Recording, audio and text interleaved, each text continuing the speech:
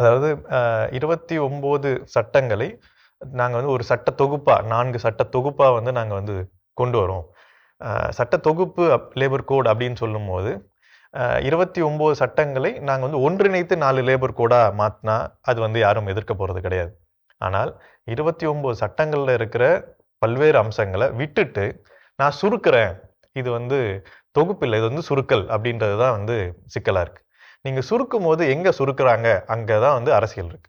இது சுருக்கும்போது எங்க சுருக்குறாங்கன்னா, தொழிலாளர்களுக்கு என்னென்ன உரிமைகள் இருந்துச்சோ, அதெல்லாம் வந்து சுருக்கிட்டு, முதலாளிகளுக்கு எங்கெங்கலாம் பனிஷ்மென்ட் இருந்துச்சோ, அதெல்லாம் வந்து சுருக்கிட்டு, இதுல வந்து சட்ட தொகுப்பு அப்படின்னு வந்து சொல்லியிருக்கிறாங்க.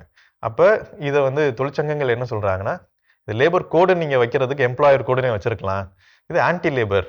இதன் மூலியமாக தொழிலாளிக்கு இன்னும் வந்து பாதிப்புகள் தான் வந்து அதிகமா ஏற்படும் அப்படின்றது தான் சொல்றாங்க.